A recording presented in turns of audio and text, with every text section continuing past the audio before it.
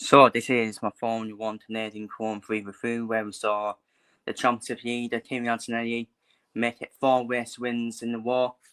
After once again, just like the sprint race, he had another thrilling battle with George Russell, which did end with George Russell having a DNF due to power unit issues, and obviously.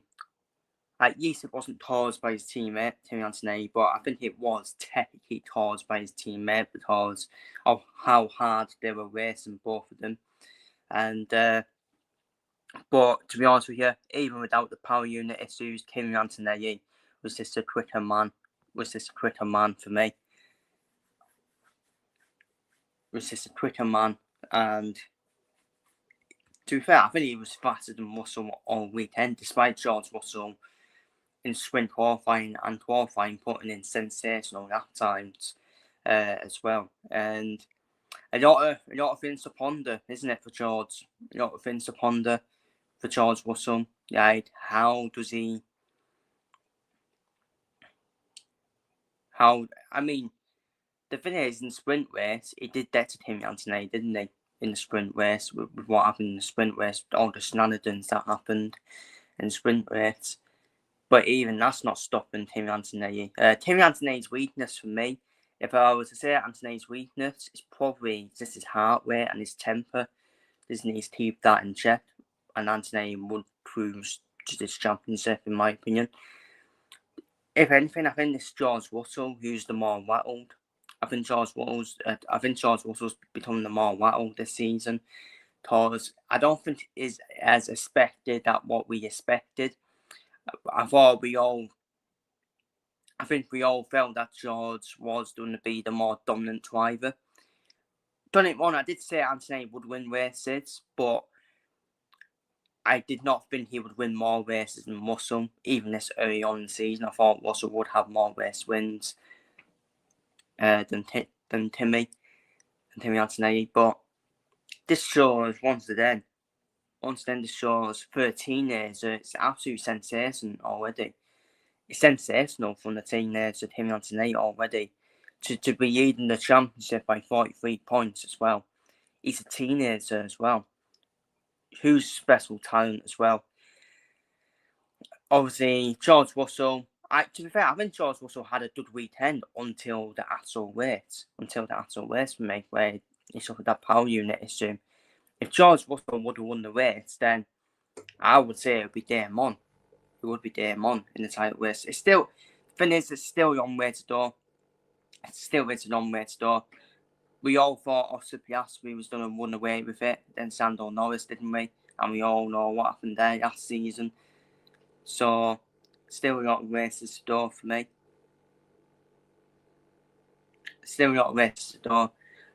But obviously, it's interesting now. I do think we are going to see more battles between Antonelli and Russell. It is starting to become a bit over the top on the team radios as well. There is a bit of civil war there. Not between the drivers, because I think Russell is remaining calm, to be fair. He's not really... I don't think Antonelli's ever tossed Russell so far, so Russell will remain calm. But if Kimi Antonelli does toss George Russell, then I think George Russell will start becoming rattled. A bit like Kimi Antonelli in the sprint race. Kimi Antonelli being on the team radio for the whole sprint race. So I think there is another Hamilton Rosberg 2.0 incoming between the two of them. So far, it has been civil, but it's been civil from George's side. Kimi Antonelli doesn't find it civil. So it's going to be interesting how that plans out for the rest of the season. I've always said it is ridiculous having two drivers at number one, battling each other. It's always going to end in tears for me. It will always end in tears. So, and I think it will end in tears for one of them, in my personal opinion. But elsewhere, a sensational race drive from Lewis Hamilton to finish in second place, who did obviously take advantage of George Russell DNFing, and obviously the two McLarens starting on the intermediate tyres as well, which was the one tyre right from the start, despite Lando Norris setting off to the start and taking the race lead. It was always going to be the one tyre for Lando Norris. Because we did have a delayed start with the formation up about 3 times, and Lando Norris obviously had the more hotter tyres than the Seat tyres of the other drivers. But the Seats were the ones to go on, and it was a McLaren team fuck up. It wasn't the driver's fault for me. The McLaren team fucked McLaren up in this race. Absolutely ridiculous decision to do on the intermediates. When you obviously saw the track was always dry. Obviously, some of the tracks, some of the part of the track was obviously wet, but majority of it was dry, which is why he needs to do on the Seat tyres. So really mind blowing.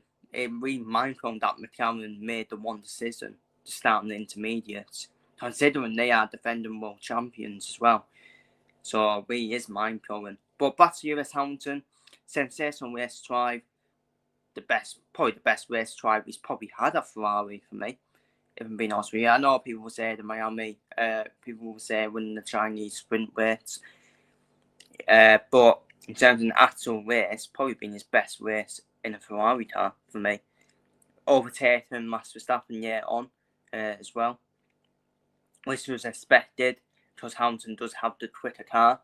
Hamilton does have a quicker car than Max Verstappen. Going on to Max Verstappen, again, it's a dual standard drive and again for Max Verstappen. In a very poor Red Bull car, especially going into the Canadian Grand Prix, Red Bull weren't really at the pace for me. To still finish on the podium just shows how dual standard Max Verstappen is. He really is. Charles Leclerc obviously finishing 4th. Yeah, I don't think he'll be happy. I don't think he'll still be happy finishing behind Hamilton, personally. I do think there is something going on at Ferrari between Hamilton and Charles Leclerc, where I don't think Charles Leclerc is happy with Hamilton being the more dominant driver this season, having the better results this season. Probably I will put it down to the regulations, personally. If we did have an MTUH, then I think Charles Leclerc will pure Lewis Hamilton out the water, in my personal opinion.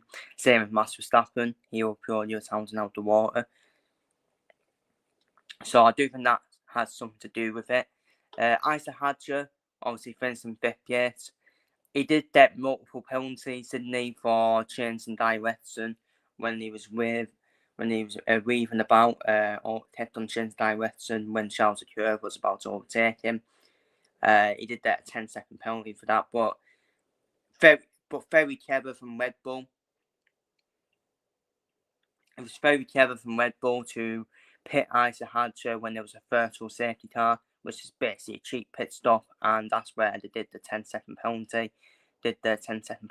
And then off you go, crack on. And Isaac Hadjar finishes in a very good 5th place. Very good race result for him in that Red Bull. Talking about good results, Franco Colapinto picking up his career best performance race result, for instance, 6th place in that Alpine. With his teammate Perdazzi finishing 8th. Colapinto getting the better Perdazzi in recent races as well.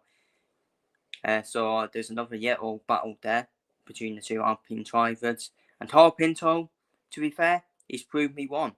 He has proved me won this season. Getting the points now. Getting the points as well.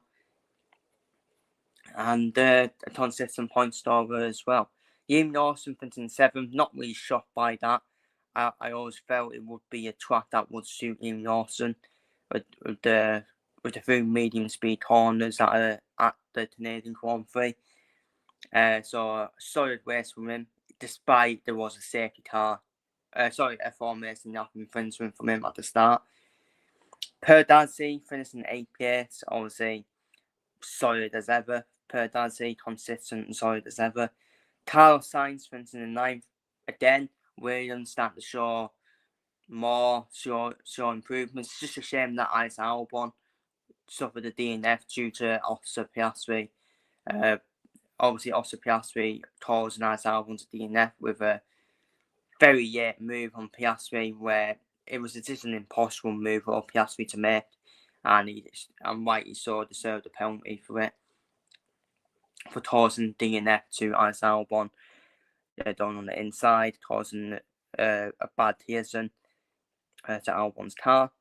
And but which is a shame for Williams, but Carlos Sainz still makes it a good weekend for Williams. And finally, Oi Berman batting the points for Hearts, finishing in 10th place.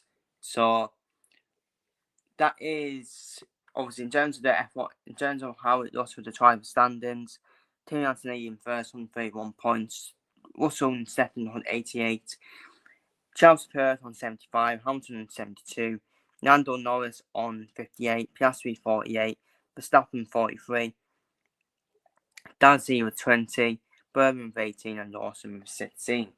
So that is my Formula 1 Canadian Grand Prix review. As Kimi Antonelli wins four races in the war, and he's going to be one man to stop. It's going to take a massive task to stop Kimi Antonelli this season, who is so rapidly quick compared to his teammate George Russell. Let's see if George Russell has any answers. Let's see if he has any answers for Kimi Antonelli for the remainder of the season. So that is my Formula 1 Canadian Grand Prix review. Feel free to leave your thoughts down below in the comments, and I'll see you all in the next one.